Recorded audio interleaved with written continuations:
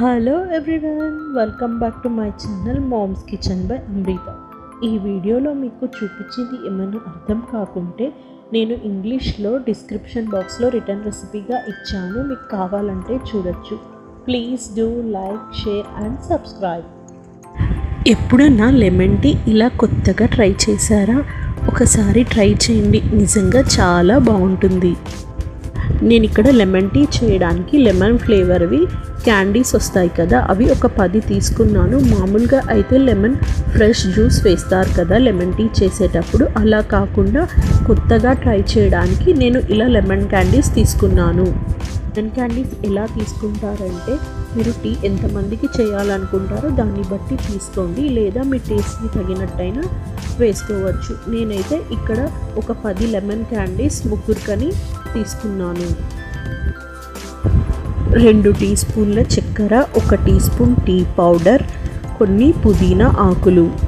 Lemon క్యాండీతో tea చేస్తున్నాం కాబట్టి lemon candy already sweetness ఉంది కాబట్టి చక్కెర అవసరం లేదు అనుకోవచ్చు. కానీ లెమన్ క్యాండీతో టీ చేయడం వల్ల అంత ఎక్కువగా స్వీట్నెస్ ఏం రాదు కాబట్టి సరిపోయేటట్టు కొద్దిగా 1 టీ స్పూన్ కానీ 2 టీ స్పూన్ల కానీ చక్కెర వేసుకోవచ్చు. టీ పౌడర్ కూడా 1 టీ స్పూన్ వేస్తే సరిపోతుంది. మీరు ఎంతమందికైనా టీ చేసినా 1 టీ స్పూన్ వేస్తే సరిపోతుంది. మనం టీ పౌడర్ అనేది జస్ట్ కలర్ కోసం ఇంకా ఫ్లేవర్ కోసమే తీసుకుంటాము. పుదీనా ఆకులు కంపల్సరీ వేసుకోవాలి, లేదా తులసి ఆకున్నా వేసుకోవచ్చు.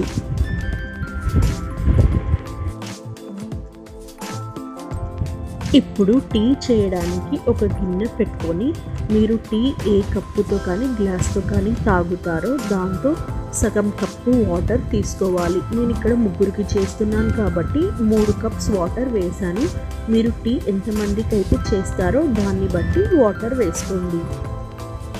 నీళ్లు వేసాక నీళ్ళని వేడి చేసుకోవాలి. నీళ్లు వేడి అయ్యాక లెమన్ క్యాండీస్ వేసుకొని లెమన్ క్యాండీస్ పూర్తిగా కరిగేంత వరకు ఉడికించుకోవాలి. లెమన్ క్యాండీస్ పూర్తిగా కరిగేటప్పుడు కొంచెం గిన్నెకి స్టిక్కీగా అంటుకుంటాయి, అయినా ఏం కాదు.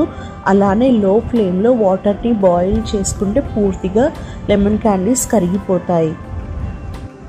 ఇప్పుడు లెమన్ క్యాండీస్ పూర్తిగా కరిగిపోయాక 1 నిమిషం వరకు వాటర్ని బాయిల్ చేయాలి. 1 నిమిషం తర్వాత చక్కెర, టీ పొడి ఇంకా పుదీనా ఆకులు వేసి బాగా కలుపుకొని చక్కెర కరిగేంత వరకు వాటర్ని ఉడికించుకుంటే సరిపోతుంది. చక్కెర కరిగిపోయాక టీ కప్స్లోకి లెమన్ టీని వడకొట్టుకొని వేడివేడిగా సర్వ్ చేసుకోండి.